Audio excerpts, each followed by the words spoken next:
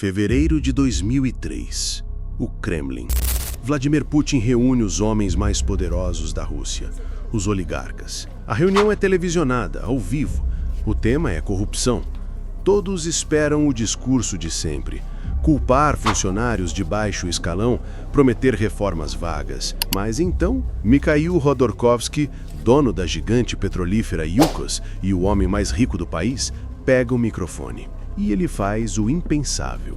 Em vez de seguir o roteiro, ele olha na direção do presidente e, para todo o país ouvir, acusa o círculo íntimo de Putin de corrupção massiva. Ele cita nomes, negócios, valores. Em um instante, o homem mais rico da Rússia declarava guerra ao homem mais poderoso. A resposta de Putin foi imediata e gelada. Ele não ameaçou diretamente, apenas lembrou a todos que a empresa de Khodorkovsky também tinha seus problemas fiscais. A mensagem era clara: eu sei dos seus segredos. A caçada havia começado.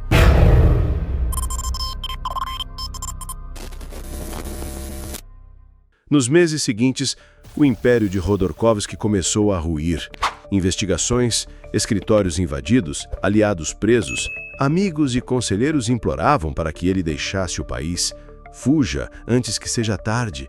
Mas Khodorkovsky recusou.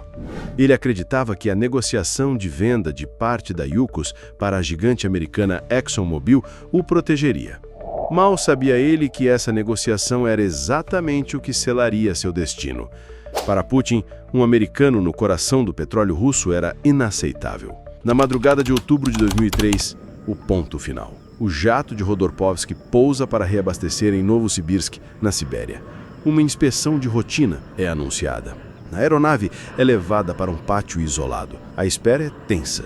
3 homens entram, checam a cabine, saem. Um momento de silêncio. E então, o caos. A porta é cercada por agentes mascarados e armados até os dentes. A Spetsnaz, a temida força de elite da Rússia.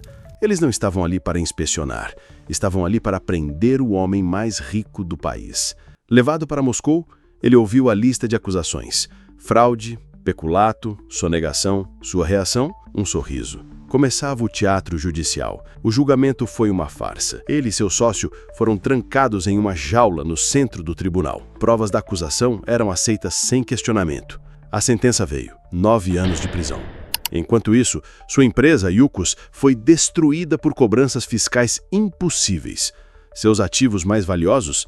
Entregues à Rosneft, a mesma estatal que ele acusou de corrupção.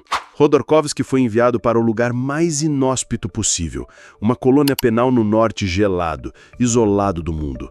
E quando estava perto de conseguir liberdade condicional, o regime aplicou o golpe final. Novas acusações, mais 14 anos de prisão. Ele havia perdido tudo: a fortuna, a empresa e a liberdade. Parecia o fim, mas em 2013 o jogo mudou. Pressionado pela comunidade internacional por causa dos Jogos Olímpicos de Inverno, Putin surpreendeu o mundo e anunciou o perdão a Khodorkovsky. Pouco antes do Natal, após mais de uma década na prisão, o ex-bilionário foi libertado. Hoje, Mikhail Khodorkovsky vive no exílio. Ele foi um produto do sistema que o enriqueceu, mas também foi o primeiro a desafiá-lo abertamente.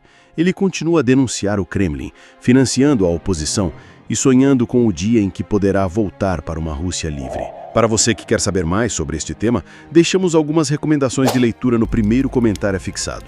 Comprando no nosso link, você ajuda o nosso canal a continuar trazendo conteúdos como este. E se você gosta de histórias sobre os bastidores do poder, não se esqueça de se inscrever e deixar o like.